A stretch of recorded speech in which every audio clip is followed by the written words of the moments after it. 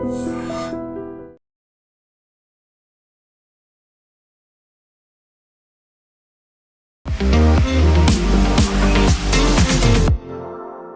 నేను Kavitha. Welcome to I dream news and నిజాలు. మహారాష్ట్రలో 29 మున్సిపల్ కార్పొరేషన్లకి ఎన్నికలు జరిగాయి. ఫలితాలు ఈరోజు వెలువడ్డాయి. బీజేపీ ఆధిక్యంలో కొనసాగుతోంది. బీజేపీ కూటమి మహాయుతి అన్ని కార్పొరేషన్లలో కూడా తమ సత్తాన్ని చాటుతోంది. At the same time Rahul Gandhi మాత్రం ఈసీ చేస్తున్నటువంటి చర్యలు ఒక గ్యాస్ లైటింగ్గా పనికొస్తున్నాయి అనే దాంతోపాటుగా ఉపయోగించినటువంటి పద్ధతుల వల్ల ప్రజాస్వామ్యం మీద విలువ పోతోంది అనేటువంటి తీవ్రమైనటువంటి వ్యాఖ్యలు కూడా చేశారు. యాక్చువల్గా మహారాష్ట్రలో మరాఠాలకి సంబంధించి జరిగినటువంటి ఒక చర్చ, ప్రచారం రస్మలైతో పాటుగా లుంగీవాలాల గురించి కూడా ఎందుకని మాట్లాడుకునే పరిస్థితి వచ్చింది. మనతో పాటుగా ఉన్నారు సీనియర్ జర్నలిస్ట్ సురేష్ కొచ్చాతిల్ గారు. సార్ నమస్తే. సో మహారాష్ట్ర ఎన్నికలకి సంబంధించి లోకల్ బాడీ ఎన్నికల్లో అందులో అతి తీవ్రంగా కనిపించిందల్లా ప్రచారానికి ఉపయోగించినటువంటి స్లోగన్స్ అనేది. అక్కడ లుంగీవాలాల గురించి ఎందుకు మాట్లాడుకున్నారు? రస్మలై అనేది ఎందుకు వచ్చింది అక్కడ అసలు? అది అన్నామలై గారు అక్కడ వచ్చి ఒక స్పీచ్ ఇచ్చిన తర్వాతనే ఈ రస్మలైలు, ఈ పాత బాలాసాహెబ్ ఠాక్రే గారి లుంగి పొంగి అనేది బయటకు వచ్చిందన్నమాట.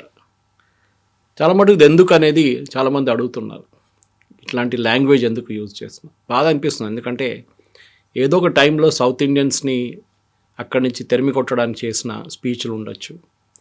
దాని తర్వాత అక్కడున్న లోకల్ పాలిటిక్స్, మహారాష్ట్ర అంటే మరాఠీ మానూస్ అంటారు దాన్ని, ఆ పాలసీ ఉండొచ్చు అని చెప్పారు చాలామంది. డెఫినెట్గా అది ఉండొచ్చు, దాంట్లో డౌట్ లేదు. కానీ ఇప్పుడు జరిగిన దాంట్లో ఇట్లాంటి ఈ పరిస్థితులు, ఇప్పుడు వీఆర్ ఇన్ 2026, 1990లో 1980లో చేసిన స్పీచ్లు ఇప్పుడు పనికిరాదు. ఆ టైంలో ముంబై సిటీలో, అప్పుడున్న బాంబే సిటీలో ఆల్మోస్ట్ 70% మంది మహారాష్ట్రియన్స్ ఉండే. కానీ over a period of time south India నుంచి, బీహార్, యూపీ నుంచి, అది కాకుండా గుజరాతీస్, ఒరిజినల్ గుజరాత్, ఎందుకంటే ఫస్ట్ గుజరాత్ అని సపరేట్ స్టేట్ లేకుండే. It was the part of Bombay presidency మొత్తం. తర్వాతనే స్టేట్ రీఆర్గనైజేషన్ జరిగినప్పుడు గుజరాత్ సపరేట్ స్టేట్గా, కానీ చాలామంది గుజరాత్ వాళ్ళు అక్కడే ఉండిపోయారు. That is why even today Mumbai the financial capital. కానీ గుజరాతీల మీద వీళ్ళకి చాలా కోపం, ఎందుకంటే వాళ్ళ దగ్గర డబ్బులు ఉన్నాయి, వాళ్ళు ఖర్చు పెడతారు, మాకు ఏం డబ్బులు లేవు, మేమేం చేయాలని చెప్పి.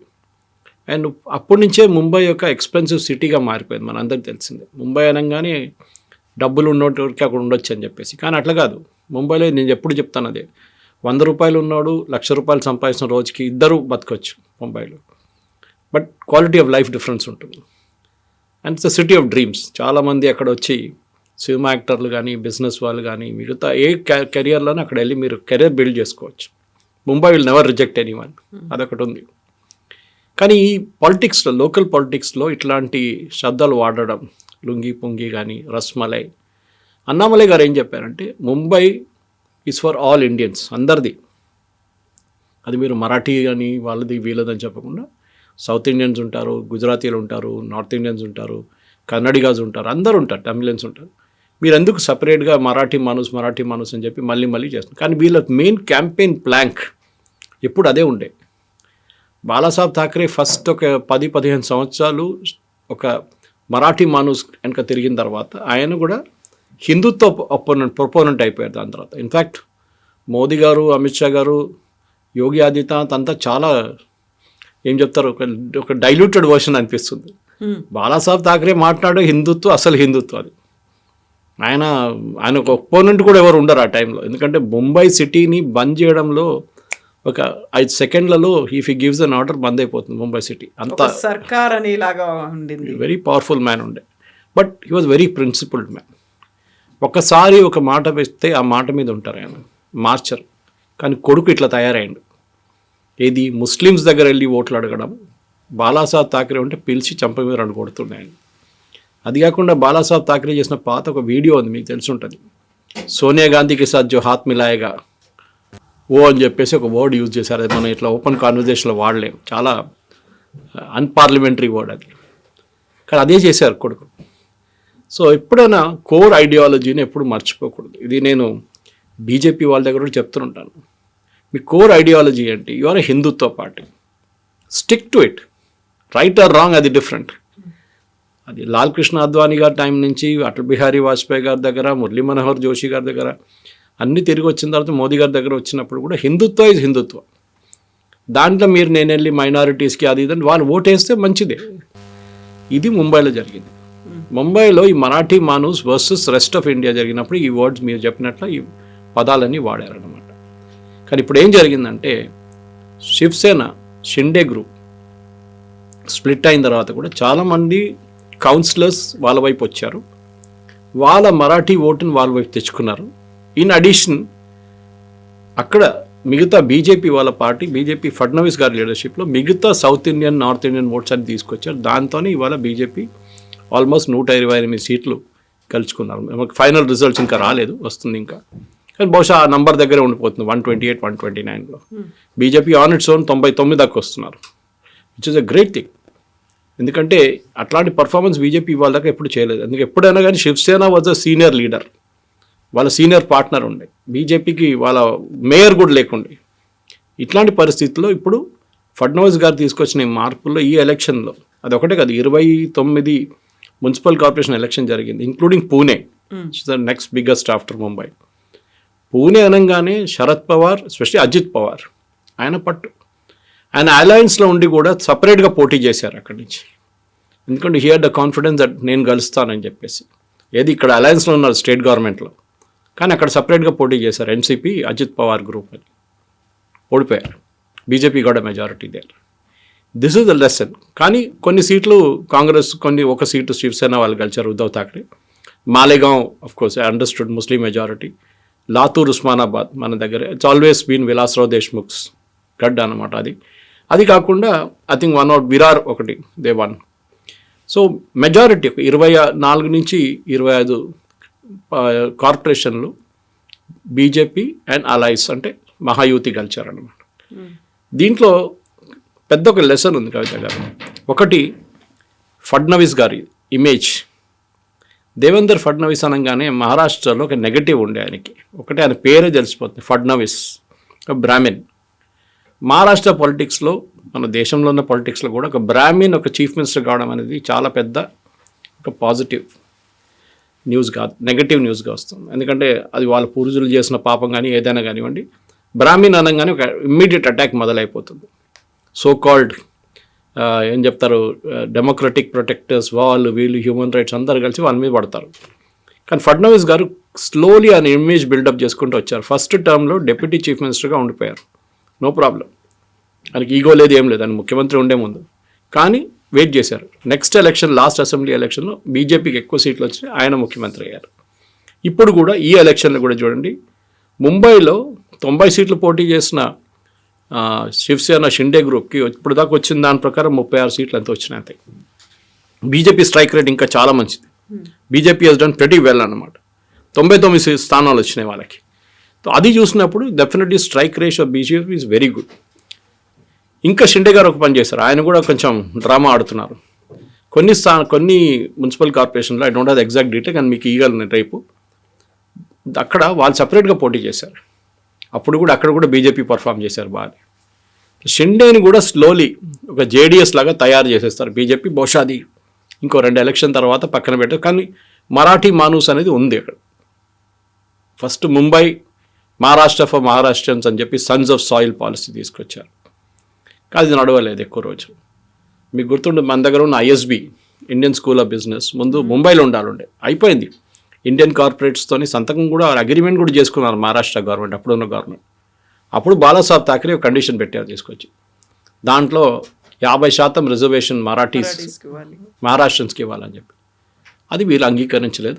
డెఫినెట్గా ఫడ్నవీస్ గారి లీడర్షిప్, ఎందుకంటే బీజేపీలో ఎప్పుడు ఒక క్వశ్చన్ వస్తుంది, after Modi who. Usually Amit Shah గారు పేరు చెప్తారు, దాని తర్వాత యోగి ఆదిత్యనాథ్ అంటారు, దాని తర్వాత బీజేపీ దగ్గర స్టడీ స్ట్రీమ్ ఆఫ్ లీడర్స్ ఉన్నారు. ఇప్పుడు నితిన్ నబీన్ అని చెప్పి BJP president, working president, he'll be the president on 20th. అతన్ని కూడా దీనికన్నా ముందు ఎక్కువ మంది ఆయన పేరు వినలేదు, కానీ కాడర్ బేస్ అంతే.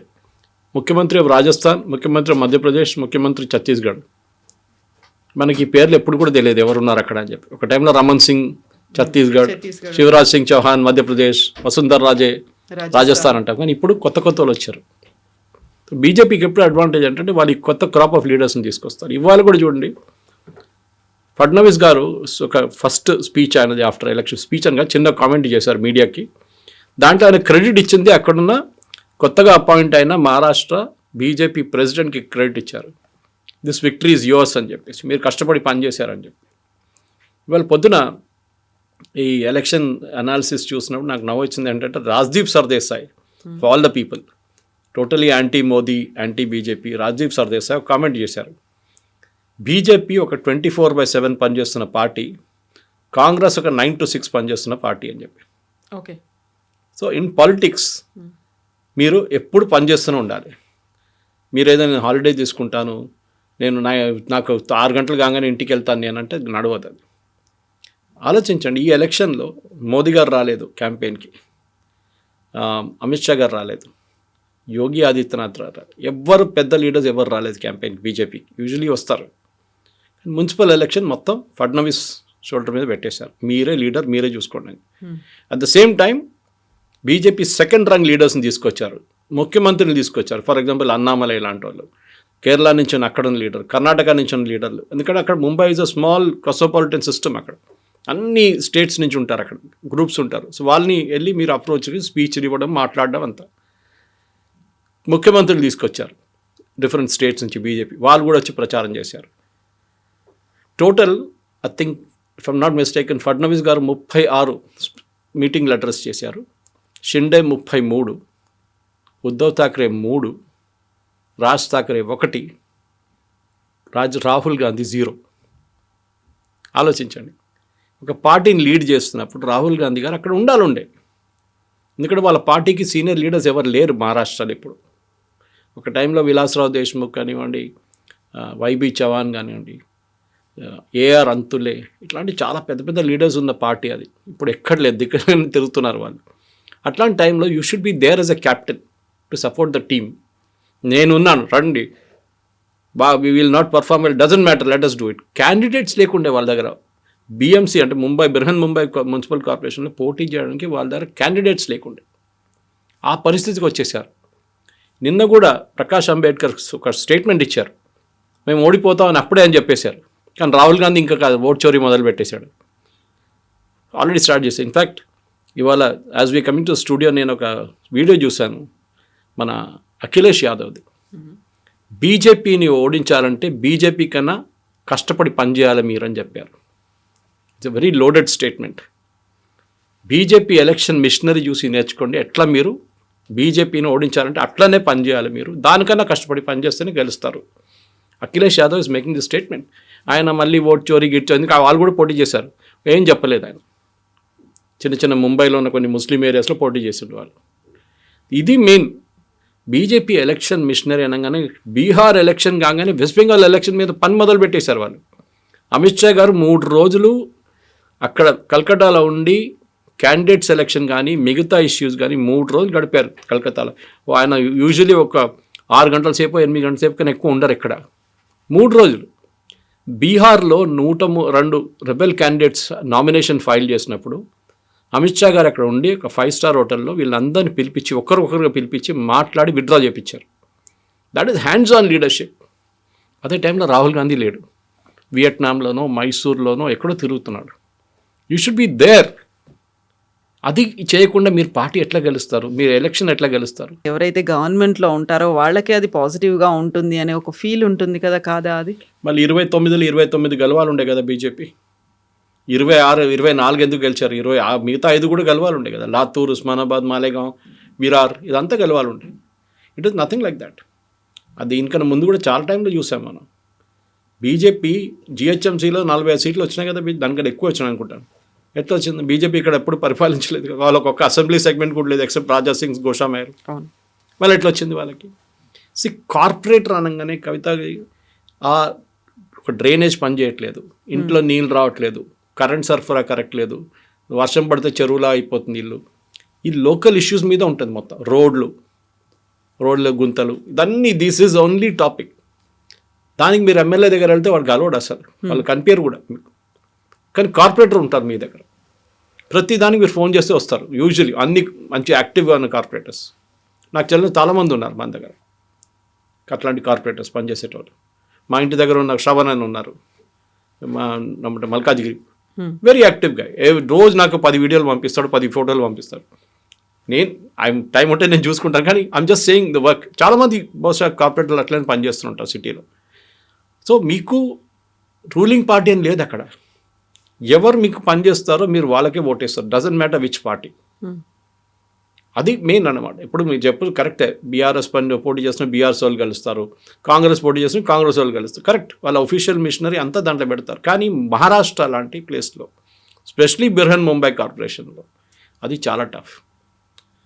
పూణే లాంటి ప్లేస్లో where BJP presence zero literally. అది శరద్ పవార్, అజిత్ పవార్, స్పెషలీ అజిత్ పవార్. అక్కడ ఒక పిల్లి కూడా రోడ్ క్రాస్ చేయాలంటే అజిత్ పవార్ పర్మిషన్ కావాలి, అట్లా ఉంటుంది అది. అంత పవర్ఫుల్ మ్యాన్ అక్కడ. ఆయన్ని కూడా పక్కన పెట్టేశారు బీజేపీ. దట్ మీన్స్ పార్టీని మీరు కష్టపడి పనిచేస్తే, ఎందుకంటే ఎండ్ ఆఫ్ ద డే కవిత గారు it's all booth management. Amit Shah గారు ఎప్పుడు చెప్తుంటారు బూత్ మేనేజ్మెంట్. మీకు వచ్చిన 2 లక్షల మంది మీటింగ్కి వచ్చిన వాళ్ళని మీరు దాని నుంచి ఎన్ని ఓట్లు తీసుకురాగలరు. ఈ బూత్ మేనేజ్మెంట్ అనేది చాలా క్రూషియల్. అది బీజేపీ దానికన్నా పెద్ద మాస్టర్లు ఎవరు లేరు. పాసిబ్లీ ఆర్ఎస్ఎస్ కల్చర్ వాళ్ళది, దోపర్చి సిస్టమ్ ఉంది. ప్రతి బూత్లో 10 మంది ఉంటారు, వెరీ యాక్టివ్. వాళ్ళు 10 పైసలు ఇవ్వకుండా బిర్యానీ వద్దు, మందు వద్దు, ఏం వద్దు, డబ్బులు వద్దు వాళ్ళకి. వాళ్ళు వచ్చి పనిచేసి చుప్చాప్ వెళ్ళిపోతారు ఇంటికి. ఇది వాళ్ళ కల్చర్ అండి. సో ఎలక్షన్ గెలవడంలో పెద్ద ప్రాబ్లం లేదు. ఇదే రాజదీప్ సర్దేశాయ్ ఒక బుక్ కూడా రాసిండు about BJP's election machinery, saying you cannot beat it. అంత డెప్త్గా పనిచేస్తారు వాళ్ళు. పార్ట్ టైం పొలిటీషియన్స్ కాదు వాళ్ళు. కాంగ్రెస్లో రాహుల్ గాంధీ లాగా. అమిత్ షా రోజు పొద్దున్న లేస్తే సాయంత్రం దాకా పొలిటిక్సే ఆలోచిస్తారు. అఫ్కోర్స్ ఆయన ఆఫీస్ హోమ్ మినిస్ట్రీ ఉంటుంది, అదన్నీ ఉంటుంది, కానీ this is what they do. వాళ్ళ దగ్గర నుంచి ఆర్డర్ వెళ్తే అన్ని 10 ముఖ్యమంత్రులు వెళ్ళిపోతారు అక్కడ వాళ్ళ దగ్గరికి క్యాంపెయినింగ్కి. 1 సింగిల్ ఆర్డర్ విల్ గో, అంతే. వీళ్ళ దగ్గర అది కాదు. రాహుల్ గాంధీ వస్తానని నేను వస్తాను, ఆయన పక్కన నిలబడి నేను ఫోటో తీయాలి. జర్మన్ ఛాన్సలర్ బెంగళూరుకి వస్తే సీతారామయ్య మైసూర్కి వెళ్ళిండు రాహుల్ గాంధీని రిసీవ్ చేయడానికి. ప్రయారిటీస్ ఉంటుంది మీది. మీ రాష్ట్రం కూడా అట్లనే నడుస్తుంది అన్నమాట. సో ఇక్కడ కూడా అంతే. మీరు తెలంగాణలో చూడండి, తెలంగాణలో కూడా ఇప్పుడు జాబోయే జిహెచ్ఎంసీ ఎలక్షన్లో ఏం కావుతుంది, it is purely your local corporate. So అట్లాంటి ఏం లేదు. పింప్రి చించువాడకు ఎగ్జాంపుల్ ఇస్తాను. Again was a very very tough seat for BJP municipal corporation. అక్కడ బీజేపీ హోల్సేల్గా గెలిచారు ఈసారి. చాలా మటుకు ఈ మార్పులు వచ్చింది over a period of last ఒక 2 సంవత్సరాలు 3 సంవత్సరాలు అని చెప్పొచ్చు. దేవేంద్ర ఫడ్నవీస్ గారు చేశారు ఇదంతా. And is not a Mumbai man, that's the best part. అది is from Nagpur. So usually Mumbai అని, ఆయన ముంబై నుంచి కాదు కదా, నాగ్పూర్ వాడు, ఆయనకి ఏం సంబంధం ఉంది. మహారాష్ట్రలో చాలా ఫీలింగ్ ఉంది ఇట్లాంటిది. ఈవెన్ మరాఠీ అయినప్పటికీ కూడా దట్ ఈస్ నథింగ్. విదర్భ అలగ్, ఓకే, మీరు ముంబై అలగ్, థానే సపరేట్. ఎందుకంటే మన షిండే గారు అక్కడి నుంచే కదా, ఈ was an auto rickshaw driver. అక్కడి నుంచి ముఖ్యమంత్రి అయ్యారు ఆయన. ఆలోచించండి, అంటే గ్రో అయ్యి వచ్చాడు అట్లా పైకి. So cadre base, Shivsena is cadre base party. శాఖలు వాళ్ళ బీజేపీ లాగానే ఉంటుంది వాళ్ళకు కూడా. ఈ కల్చర్లో చాలా మటుకు దేవేంద్ర ఫడ్నవీస్ గారు ఒక 2 నెగటివ్లు, ఒకటి బ్రాహ్మణిజం, ఇంకోటి సెకండ్ నాగ్పూర్. ఈ 2 తీసుకొచ్చి ఈవెన్ నాగ్పూర్లో బీజేపీ కలిసారు ఈసారి. Last time I think Lok Sabha ఓడిపోయారు అక్కడి నుంచి. Lok Sabha assembly I don't know, 1 of the seat they last Nagpur నుంచి. అప్పుడు చాలామంది నవ్వారు, అరే ఆర్ఎస్ఎస్ హెడ్ క్వార్టర్స్ అక్కడే బీజేపీ ఓడిపోయారని చెప్పి. కానీ ఈసారి కలిసారు కదా మున్సిపల్ కార్పొరేషన్. సో కష్టపడి మీరు పనిచేస్తే, మీ లీడర్షిప్ క్వాలిటీ చూపిస్తే డెఫినెట్గా పార్టీ పనిచేస్తారు.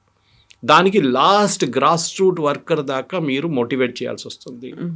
ఏదో స్టేజ్ మీద వచ్చి చేయి ఊపడం కాదు. That is not work. మీ చెంచాలు మీ బదన్ పాడతారు, అది కాదు. ఓట్ చోరీ అని చెప్పుకుంటారు ఎప్పుడు. Look at Akhilesh Yadav, very mature statement. బీజేపీని ఓడించాలి, బీజేపీ లాగా పనిచేయండి, అప్పుడు ఓడించవచ్చు వాళ్ళని. అది కాకుండా ఈ ఓట్ చోరీలు ఇంకుపోతున్నాయి. ఎగ్జాక్ట్లీ. రాహుల్ గాంధీ ఈరోజు ట్వీట్ చేశారు, ఎలక్షన్ కమిషన్ గ్యాస్ లైటింగ్ చేస్తోంది అనే మాట.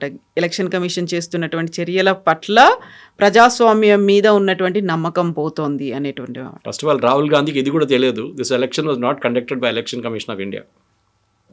ఇది state election commission, which is totally different. దాంతో సంబంధం లేదు. ఓకే, ఎలక్షన్ కమిషన్ ఆఫ్ ఇండియాకి ఎలక్షన్తో అస్సలు సంబంధం లేదు. దానికోసం కొత్త ఓటర్ లిస్ట్తో జరగలేదు ఎలక్షన్. ఎస్ఐఆర్ నడిచింది, కానీ ఆ ఓటర్ లిస్ట్ యూజ్ చేయలేదు ఎలక్షన్లో. సో రాహుల్ గాంధీకి ఫస్ట్ ఆఫ్ ఆల్ ఓడిపోయిందని చెప్పి యాక్సెప్ట్ చేయడానికి ఒక గ్రేస్ ఉండాలి, ఎవరైనా కానీ. అది మీరు 100 మీటర్స్ రేస్లో ఉండొచ్చు, మీరు ఇంకేదైనా కాంపిటీషన్లో వెళ్ళినప్పుడు ప్రైజ్ పోతే you should accept, yes I lost, I will improve next time. ప్రతిసారి ఇదే ఏడుపు, వాళ్ళ పార్టీ వాళ్ళే బిలీవ్ చేయట్లేదు. మీ దగ్గర క్యాండిడేటే లేకుండే మీరు ఎందుకు సపరేట్గా పోటీ చేశారు? Who is Ramesh Chennithala from Kerala to be appointed as an observer in Maharashtra? ఆయనకి మరాఠీ రాదు, హిందీ రాదు. అట్లాంటి ఒక మనిషిని తీసుకొచ్చి మీ అబ్జర్వర్ పెట్టారు. ఇట్లానే బీహార్ ఎలక్షన్లు కూడా మన దగ్గర నుంచి ఉన్న ఆంధ్ర నుంచి ఒక ఆయన తీసుకెళ్ళి అక్కడ రాహుల్ గాంధీ చెంచా ఆయన తీసుకెళ్ళి బీహార్ అబ్జర్వర్ పేరు మర్చిపోతున్నాను నేను పెట్టారు. ఏమైంది? ఫస్ట్ ఆఫ్ ఆల్ ఆబ్జెక్ట్ చేశారు బీహార్లో ఉన్న కాంగ్రెస్ లీడర్స్ అందరు కలిసి, ఈయనకి హిందీ రాదు, ఏం రాదు, ఆయన తీసుకొచ్చి ఇక్కడ నుంచి బీహార్ జాగ్రఫీ తెలియదు, హిస్టరీ తెలియదు. ఈయన Ramesh Chennithala we will go alone and contest. అరే మీకు ముంబైలో మీరు ఓన్లీ ముస్లిమ్స్ ఓటేస్తారు మీకు ముంబైలో. అదే జరిగింది ఈసారి కూడా. ఆల్ ముంబైలో ఉన్న ముస్లిం ఏరియాస్ నుంచి ఆ వార్డ్ నుంచి కాంగ్రెస్ వాళ్ళు గెలిచారు ఈసారి కూడా. కానీ అక్కడ ఈసారి కూడా వాళ్ళ కాంపిటీషన్ ఎవరు వచ్చారు? ఉద్ధవ్ థాక్రే. ఎందుకంటే ఆయన ఏం చెప్పారు, ఒక వీళ్ళు గౌమూత్ర తాగుతారు హిందువులు, ఇలే వీళ్ళ పని అని చెప్పి హిందువులు కొంచెం రెడిక్యూల్ చేసినా కానీ ఆయనకు ముస్లిం ఓట్లు పడ్డది కొన్ని. కానీ దాని తర్వాత హిందువులు కూడా వ్యతిరేకంగా ఓటేశారు, అది ఇంకో స్టోరీ. సో ఈ రాహుల్ గాంధీ చేస్తున్న ఎక్స్క్యూజ్లో ఆయన ఫస్ట్ ఇది బంద్ చేస్తే బాగుంటుంది. చాలా అంటే ఇట్లానే నెగిటివ్ నడిపిస్తారు. వాళ్ళు 12 సీట్లు గెలిచింది కదా, ఎట్లా గెలిచినారు? అది కూడా గెలవకూడదు కదా అట్లా అంటే. They should not win those 12 seats also. అంటే మీరు ఎక్కడెక్కడ మీరు గెలిచారు, పర్బనీ గెలిచారు, నో ప్రాబ్లం, అక్కడ అన్నీ బాగుందా?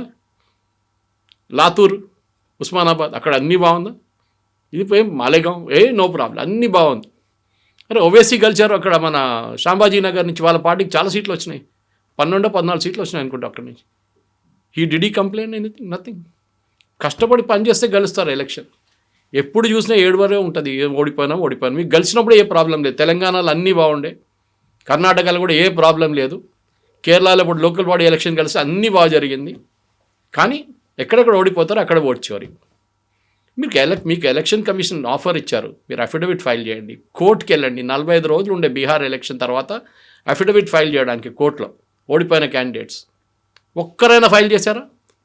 ఇప్పుడు ఆ 6 గెలిచిన ఎమ్మెల్యేలు 6 జేడీయూలో జాయిన్ అయిపోయారు. ఇవాళ కాకపోతే ఇవాళ సాయంత్రం దాకా అయిపోతారు. 6 ఎమ్మెల్యేలు వెళ్ళిపోతున్నారు కాంగ్రెస్ నుంచి, జేడీయూలో చేరిపోతుంది. 0 ఎమ్మెల్యే బీహార్లో ఉన్నోళ్ళు కూడా పోయినరు.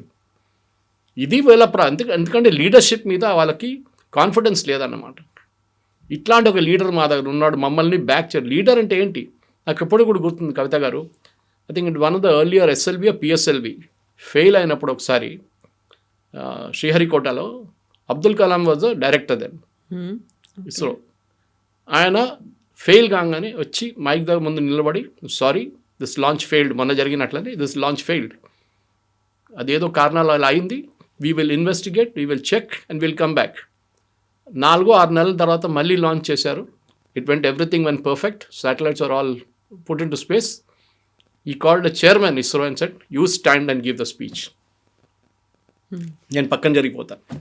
That is leadership. క్రెడిట్ తీసుకోవడంలో గెలిచినప్పుడు ఒక్కడే కాదు స్టేజ్ మీద నిలబడి, ఓడిపోయినప్పుడు కూడా మీరు ఉండాలి. మీరు ముంబైకి ఎందుకు వెళ్ళలేదు, ఒక్క మీటింగ్ ఎందుకు అడ్రస్ చేయలేదు మీరు అక్కడ? అది మీ ప్రయారిటీ చూపిస్తుంది. అదే మున్సిపల్ ఎలక్షన్ కదా, ఏం పోతే పోయిందని చెప్పేసి. బట్ బీజేపీ వాళ్ళు చేశారు కదా, కరెక్ట్. మోదీ వెళ్ళలేదు, అమిత్ షా అక్కర్లేదు, వాళ్ళ దగ్గర జూనియర్ లీడర్స్ ఉన్నారు చూసుకోవడానికి. ఇదంతా అన్నామలైని పంపించారు. ఇప్పుడు వాళ్ళు వెళ్ళనందుకు 30 ఏళ్ల తర్వాత ఓడిపోయిందా, లేకుంటే 30 ఏళ్ల తర్వాత బీజేపీ బీఎంసీలో గెలవడము అనేది, సో బీజేపీ వెళ్ళింది క్యాంపెయిన్ చేసింది కాబట్టి వచ్చిందా, లేకుంటే బీజేపీ మీద నమ్మకంతో వచ్చిందంటారా? ఒకటి పర్ఫార్మెన్స్ మీద ఉంటుంది. ముంబైలో చాలా ప్రాబ్లమ్స్ ఉన్నాయి మనకు తెలిసింది. అక్కడ first major problem mass transit. అక్కడ ఉన్న లోకల్ ట్రైన్ 10 నిమిషాలు ఆగిపోతే మొత్తం సిటీ ఆగిపోయినట్లు ఉంటుంది, స్టాండ్ స్టిల్ అవుతుంది కంప్లీట్. అంత టైట్ ఉంటుంది. మీరు ట్రావెల్ చేసి ఉంటారు బహుశా, దాంట్లో ట్రావెల్ చేయడం ఒక ఎక్స్పీరియన్స్. అది మిమ్మల్ని ఎత్తుకెళ్ళిపోతారు ట్రైన్ లోపలికి డైరెక్ట్, మీరు వెళ్ళక్కర్లేదు ట్రైన్ లోపలికి. అక్కడి నుంచి చూడండి మెట్రో. ఈ మెట్రోని ఎవరు ఆపారు ఫస్ట్? ఇప్పుడు మెట్రో వచ్చేసింది, చాలా బాగా నడుస్తుంది, ఇంకా చాలా ఎక్స్పాన్షన్ ఉంది మెట్రోది. ఎవరు ఆపారు మెట్రోని? ఈ Aditya Thackeray, and immature kid. RML కాలనీలో ఎవరో అక్కడ అది షెడ్ పెట్టకూడదు, మెట్రో షెడ్ పెట్టకూడదు, ఈ గ్రీన్ ఎన్వైరన్మెంటలిస్ట్తో కలిసి జేఎన్యూ లాంటి క్రౌడ్తో కలిసి ప్రొటెస్ట్ చేసి ఆపేశారు. దాంతో ఏమైంది, 2 సంవత్సరాలు డిలే అయింది ప్రాజెక్ట్. బీజేపీ వాళ్ళు వచ్చారు, స్టార్ట్ చేసేసారు ఇమీడియట్గా. Bullet train project same thing, land acquisition చేయలేదు. ఇప్పుడు వీళ్ళు చేసి డెవలప్మెంట్ చూస్తున్నారు ప్రజలు. ఇప్పుడు మీరు హైదరాబాద్ అంటారు ఓల్డ్ సిటీ అని చెప్తున్నారు. మెట్రో ఎప్పుడో నడవాలి ఉండే అది. ఈ ప్రాజెక్ట్తో అది కూడా ఈ 69 కిలోమీటర్లు చేసినప్పుడు అది కూడా at same time it was not done, political reasons. ఇప్పుడు చేస్తున్నారు మళ్ళీ. ప్రజలు డెవలప్మెంట్ చూస్తున్నారు. వీఆర్ ప్రిపేర్డ్ టు పే, మాకు ఫ్రీ అక్కర్లేదు. నేను ఇప్పుడు కూడా చెప్తున్నాను కవిత గారు, ఈ బస్సులో ట్రావెల్ చేస్తున్న మహిళలు కూడా వాళ్ళకి ఫ్రీ ఎందుకు, అందరికి ఫ్రీ అక్కర్లేదు. Those who can pay should pay, they are ready to pay also. చాలామంది వాళ్ళకి ఇంకొక టైప్ బస్ ఇస్తే వాళ్ళు దాంట్లో పోతారు, కావాలంటే పే చేసి వెళ్తారు వాళ్ళు. ఇంత క్రౌడ్ ఉండదు దాంట్లో. అది కాకుండా అన్నీ నేను ఫ్రీ ఇస్తాను, అన్నీ ఇదే చేయండి అని చెప్పి కాదు. అక్కడ కూడా లాడ్లీ బ్యాన్ స్కీమ్లో పెద్ద కాంట్రవర్సీ జరిగింది మహారాష్ట్రలో ఇప్పుడు ఇచ్చినప్పుడు. డెవలప్మెంట్ స్కీమ్స్ అనేది వెల్ఫేర్ స్టేట్, మనం కరెక్ట్, వీఆర్ ఎ వెల్ఫేర్ స్టేట్. కానీ మీరు చెప్పినట్లు ముంబైలో చాలా ప్రాబ్లమ్స్ ఉన్నాయి. ఒకటి కోస్టల్ రోడ్ హైవే తయారు చేశారు, సో డెవలప్మెంట్ చూస్తున్నారు వీళ్ళందరూ. అటల్ సేతు, చాలా ప్రాజెక్ట్స్ చూస్తున్నారు. దాంతో ముంబైకి, ఎందుకంటే ముంబైకి ఒరిజినల్లీ మహారాష్ట్ర అని చెప్పాను 70% ఉన్న 30% మంది సబర్బ్స్కి వెళ్ళిపోయారు. ముంబైలో మీకు 800 స్క్వేర్ ఫీట్ ఫ్లాట్ కావాలంటే, అపార్ట్మెంట్ కావాలంటే ఇప్పుడు 2-3 కోట్లు, 3 కోట్లు మినిమం ఉంటుంది. దాట్ ఒక నార్మల్ మిడిల్ క్లాస్ అఫోర్డ్ చేయలేరు. ఇప్పుడు హైదరాబాద్ కూడా అదే పరిస్థితి వచ్చేస్తుంది. హైదరాబాద్ని చాలామంది పారిపోతారు సబర్బ్స్కి, అది జరుగుతుంది కూడా ఇప్పుడు. They cannot afford it. 2 కోట్లు 3 కోట్లు they cannot afford that kind of flats. So అదే ముంబైలో. కానీ ముంబై ప్రాబ్లం ఏంటంటే కవిత దగ్గర ఐలాండ్, అది ఒకవైపు సముద్రం, ఇంకోవైపు కొండలు. So you have to go like this vertical. హైదరాబాద్లో 60 అంతస్తులు 50 అంతస్తులు కానీ అక్కర్లేదు. హైదరాబాద్లో వీ హ్యావ్ ఫ్లాట్ ల్యాండ్ అవుతుంది. వీ హ్యావ్ గన్ 150 కిలోమీటర్ పోతే కూడా హైదరాబాద్ ఫ్లాట్ ప్లాటో, డెక్కన్ ప్లాటోలో ఉన్నాం మనం. ముంబై అది కాదు, island it is. You are force to grow vertical. Mumbai ముందు డెక్కన్ క్వీన్లో పూణే దాకా రోజుకి వెళ్ళి వస్తున్న మనుషులు చాలామంది ఉన్నారు, పనిచేస్తున్నారు. ముంబై వాళ్ళు ట్రావెల్ చేయడానికి రెడీగా ఉన్నారు. నడుచుకుంటూ వెళ్తారు, బస్సులు ఎక్కుతారు, దిగి మళ్ళీ ట్రైన్లో వెళ్తారు, మళ్ళీ వాళ్ళు దిగి మళ్ళీ బస్సు తీసుకుంటారు ఆఫీస్కి. Their life is spent like that. కొందరైతే జోక్స్ ఉంటుంది, హస్బెండ్ వైఫ్ వీకెండే కలుస్తారని చెప్పి. ఆ పరిస్థితిలో కూడా ఉంది అది. సో ముంబై డెవలప్మెంట్ కావాలి. ముంబైలో చాలా డ్రింకింగ్ వాటర్ ఫోర్ 12 లేక్స్ ఉన్నాయి ముంబై చుట్టుపక్కల. అక్కడి నుంచి వస్తాయి నీళ్ళంతా మీకు. కానీ ఇవాళ దాకా that is not, system is not failed you. ముంబైలో ఉన్న పవర్ సప్లై ఎప్పుడు మనం చెప్తుంటాం, ఎప్పుడు కరెంటు పోదు ముంబైలో అని చెప్పి. It's true even now. చాలా మటుకు వాళ్ళు డెవలప్మెంట్ చూస్తున్నారు. ఎందుకంటే స్లమ్స్ కానీ ధరావి లాంటి ప్లేస్లో రీడెవలప్మెంట్ చాలా బాగా చేస్తున్నారు ఇప్పుడు. ఒక నార్మల్ స్లమ్లో ఉన్న మనిషికి 30 సంవత్సరాలు 40 సంవత్సరాలు 2 జనరేషన్ నడిచిన ఫ్యామిలీలకి ఒక 500 స్క్వేర్ ఫీట్ ఫ్లాట్ ఇస్తున్నారు కట్టి, రీడెవలప్మెంట్ చేసినప్పుడు. That is very important. వాళ్ళ డెవలప్మెంట్ చూస్తున్నారు వాళ్ళు. ఇది ఎవరు ఇస్తారో వాళ్ళకే ఓటేస్తారు. ఏదో మాట్లాడడం కాదు, నేను అది చేస్తా, నేను ఇది చేస్తా, ఆ రిజర్వేషన్ ఇస్తా, ఈ ఫ్రీబీ ఇస్తా కాదు. You show actual development on the ground. మీకు డెఫినెట్ ఇది, ఎందుకంటే ఇది కార్పొరేషన్ ఎలక్షన్లో చాలా ఇంపార్టెంట్. లోక్సభకి వచ్చినప్పుడు సిచ్యువేషన్ మారిపోతుంది. అక్కడ మోదీ గారు వర్సెస్ సంబడి ఉంటుంది. అట్లా దేశ ఇది హితం కోసం, దేశంలోని ఇంటర్నేషనల్ ఇమేజ్ ఇదంతా మాట్లాడతారు. అసెంబ్లీకి వచ్చినప్పుడు ఇంకో లెవెల్ ఉంటుంది డిస్కషన్. సో డెవలప్మెంట్ అనేది చాలా చాలా ఇంపార్టెంట్. ఇక్కడ రేవంత్ రెడ్డి గారు కూడా అదే మాట్లాడుతున్నారు. కానీ అప్పుడప్పుడు పాప ఆయనకి భజన పాడాల్సి వస్తుంది రాహుల్ గాంధీకి. ఏం చేయలేము, ఎందుకంటే లేకుండా వాళ్ళ కుర్సీ ఉండదు రేపు. ఇట్లాంటి పరిస్థితుల్లో డెఫినెట్గా what Fadnavis has done in Mumbai, amazing work, దాంట్లో డౌట్ లేదు. చాలా చేయాల్సి ఉంది, ఇంకా చాలా చేయాల్సి ఉంది. ఫస్ట్ టైం ఒక 72,000 కోట్ల బడ్జెట్ ఉన్న ఒక మున్సిపల్ కార్పొరేషన్ వాళ్ళ చేతిలో, ఒక చిన్న స్టేట్ కన్నా ఎక్కువ బడ్జెట్ ఉంది దాంట్లో. అండ్ చాలా చిన్నది, 1 కోటి మందే ఓటర్స్ ఉన్నారు. వాళ్ళు ఏం చేశారంటే జిహెచ్ఎంసీ లాగా చేయకుండా వాళ్ళు ఇంకా చిన్నగా చేశారు municipal, which is the actual thing. మనం చేస్తున్న తప్పు ఇక్కడ. ఓఆర్ఆర్ దాకా ఎక్స్టెండ్ చేస్తున్నాం, అన్ని మున్సిపాలిటీని కలుపుకుంటే ఇట్స్ గోయింగ్ ఎ మెస్. చిన్న చిన్న మున్సిపాలిటీలు ఉంటే ఈజీగా ఉంటుంది. మీ ప్రాబ్లంకి మీరు వెళ్ళి కలవచ్చు వాళ్ళని. మాకు ముందు అల్వాల్లో మున్సిపాలిటీ ఉండే, ఇప్పుడు పోయింది, అది లేదు. Of course it was under Secunderabad. కానీ ఏమైనా ప్రాబ్లం ఉంటే అక్కడ వెళ్ళి కలవచ్చు. ఇప్పుడు ఏంటంటే అక్కడవో ఇక్కడవో అంటారు వాళ్ళు. ఇది ప్రాబ్లం. సో వాళ్ళు ఏం చేశారు, సపరేట్ విరార్ సపరేట్ చేసేసారు, నవీ ముంబై సపరేట్ చేసేసారు, థానే సపరేట్ చేసేసారు. వాళ్ళకి అక్కడ సపరేట్ మున్సిపల్ కార్పొరేషన్. ఇది ఉన్నది only Brihan Mumbai municipal corporation, smaller than Hyderabad. And వాళ్ళ బడ్జెట్ 72,000 కోట్లు. That budget is very important. దాంట్లోనే వాళ్ళు 6 మెడికల్ హాస్పిటల్స్ నడిపిస్తారు. మన దగ్గర లేదే అది. So BMC runs hospitals. ఇంకా చాలా ఉన్నాయి ఎట్లాంటి వాటర్ సప్లై ప్రాజెక్ట్, మీరు అన్ని వాళ్ళే నడిపిస్తారు. ఇది ఒక ఎఫిషియెంట్గా నడిపిస్తే డెఫినెట్గా ఇంకా నెక్స్ట్ ఎలక్షన్లో possibly Fadnavis can claim bigger victory next assembly ఎలక్షన్కి. సో దానికి కొంచెం టైం ఉంది కాబట్టి. టైం ఉంటుంది అండ్ డెఫినెట్గా. ఏదైనా కానీ ఓవర్ నైట్ మ్యాజిక్ షో అయితే చేయలేము మనం. ఢిల్లీ చూడండి, Delhi was messed up. Same problem. Municipal corporation చాలా పెద్దది. ఇప్పుడు ఏంటి, north west south eastern separate చేస్తున్నారు, దాన్ని సపరేట్ జోన్స్ ఇస్తున్నారు. ఎగ్జాక్ట్లీ. కానీ రెస్పాన్సిబిలిటీ ఉంది మనకి. బడ్జెట్ లేదు, డబ్బులు లేదు, ఇది ఏడవడం కాదు. ప్రాపర్టీ ట్యాక్స్ కరెక్ట్ చేయాలి. మీకున్న మిగతా లైసెన్సెస్ మీరు ఇష్యూ చేస్తున్నారు, రెంట్ కలెక్ట్ చేస్తున్నారా లేదా కరెక్ట్ చెక్ చేసి చూడండి. ఇప్పుడు ఎంతమంది హైదరాబాద్లో ప్రాపర్టీ ట్యాక్స్ కరెక్ట్ టైంకి కడతారు చూడండి. మాలాంటి వాళ్ళు కడతారు. మిగతా వాళ్ళకి ఏం చేస్తారు, కట్టిన వాళ్ళకి 5 సంవత్సరాల తర్వాత 50% డిస్కౌంట్ ఇస్తారు వాళ్ళకి. మా కట్టిన వాళ్ళేమో పిచ్చోర్లాగా అనిపిస్తారు. ఇది problem. Yeah. You are rewarding the law breakers, not the law followers of the law. అది చూడాలి మీరు చాలా మటుకు. మేము ఇంకా 2,000 రూపాయలు కావాలంటే ఎక్స్ట్రా ఇవ్వడానికి రెడీ ఉన్నాం, కానీ మా ఇంటి పక్కన ఉన్న రోడ్డు, ప్రాపర్ పేమెంట్స్ ఏం లేదు. మా వాళ్ళు చూడండి, మొత్తం షాప్స్ ఆర్ ఆల్, మొత్తం పేమెంట్స్ అంతా టేక్ ఓవర్ బై షాప్స్. నడవడానికి రోడ్డు మీద నడుస్తారు పెడస్ట్రియన్, వాళ్ళ వెనక నుంచి బస్సు వాడు వచ్చి కొడుతున్నాడు, లేకుంటే కారు వచ్చి కొడుతున్నా యాక్సిడెంట్ అయిపోతుంది. This is the problem. ఒకరోజు తీసేస్తారు, నెక్స్ట్ డే వచ్చేస్తారు. హైదరాబాద్ ట్రాఫిక్ పోలీస్ ఎప్పుడు పడుతున్నామో మేము తీసేస్తున్నాం ఎన్క్రోచ్మెంట్స్. ఇది ఒక అర్బన్ పాపులేషన్లో మెయిన్ ప్రాబ్లం ఇది. మీరు ఒక ఓఆర్ఆర్ చూపించి ఫైదా లేదు. మీరు ఒక వెస్ట్ హైదరాబాద్లో చూసిన హైటెక్ సిటీలో ఉన్న ఫ్లైఓవర్ చూపించి సికింద్రాబాద్ వైపు ఏం చేయకుండా ఉంటే దట్స్ నో యూస్. మీకు ప్రతి ఏరియాలో డెవలప్మెంట్ ఉండాలి. మీరు మొత్తం డెవలప్మెంట్ స్క్యూడ్ అయిపోయింది, అటువైపు అయిపోయింది హైదరాబాద్లో, మొత్తం అన్ని హైటెక్ సిటీ వైపు ఉంది. ఇటువైపు ఏం లేదు. ఇక్కడ బ్రిటిష్ కంటోన్మెంట్ ఉంది ముందు సికింద్రాబాద్లో, అక్కడ డెవలప్మెంట్ లేదు. ఏమైనా అడిగితే ఏమనంటారు, కంటోన్మెంట్ చేతిలో ఉంది, మా చేతిలో లేదంటారు. That is not an excuse. Development అనేది Mumbai is also not a perfect example, కానీ ఒక మాస్ ట్రాన్సిట్ సిస్టమ్ కానీ, వాటర్ సప్లై కానీ, పవర్ కానీ, సివరేజ్ కానీ, Mumbai is managing very well in spite of. చాలా వాళ్ళకి ప్రాబ్లం ఏంటంటే చెప్తాను కవిత గారు, మెయిన్గా మిథి రివర్ అని ఒక రివర్ ఉంది దట్ రన్స్ త్రూ ముంబై. వీళ్ళకి హై టైడ్ ఉన్నప్పుడు, వర్షం పడినప్పుడు సముద్రాలకి నీళ్ళు వెళ్ళవు, it comes back in to the city. మనకు ఆ ప్రాబ్లం లేదు. మన దగ్గర నీళ్ళు వెళ్ళిపోతుంది మూసీ వైపు, త్రూ హుసైన్ సాగర్ ఎట్లనే తిరిగి మొత్తం లేక్స్ నుంచి వెళ్ళిపోయి మూసీ వైపు వెళ్ళిపోతుంది, నల్గొండ వైపు అటువైపు వెళ్ళిపోతుంది. అది ముంబై అది కాదు. ముంబైలో లో టైడ్ ఉన్నప్పుడు వర్షం పడితే కూడా నీళ్ళు సముద్రాలు వెళ్ళిపోతాయి. అదర్ వే హై టైడ్ ఉన్నప్పుడు ఆ నీళ్ళు మళ్ళీ లోపలికి. మీకు గుర్తుంటుంది, ఒక 10-12 సంవత్సరాల ముందు చాలా పెద్ద ఒక ఫ్లడ్ జరిగింది ముంబైలో. This was the reason. దాని తర్వాత చాలా మటుకు మిథి క్లీనప్ చేశారు, అన్నీ చేశారు, కానీ ఇప్పుడు కూడా ఆ ప్రాబ్లం ప్రాక్టికల్ ఇష్యూ. అది స్టామ్ వాటర్ డ్రైన్స్ ఇప్పుడు కూడా కెపాసిటీ లేదు ముంబైలో చాలా మటుకు. మన దగ్గర కూడా అంతే. చిన్న ఒక వర్షం పడగానే నీళ్ళన్నీ రోడ్డు మీద ఉంటుంది. ఇంకా చాలామంది కంప్లైంట్ చేస్తారు, మా ఇంటి లోపల నీళ్ళు వచ్చిందారు. మీ చెరువులో ఇంట్లో కట్టుకుంటే మళ్ళీ నీళ్ళు అక్కడికి రాకపోతే ఎక్కడికి పోతుంది. This again problem, encroachment. Durgam Cheruvu ముందు మాదాపూర్ పోలీస్ స్టేషన్ దాకా ఉండే, ఇప్పుడు ఎక్కడ ఉందండి?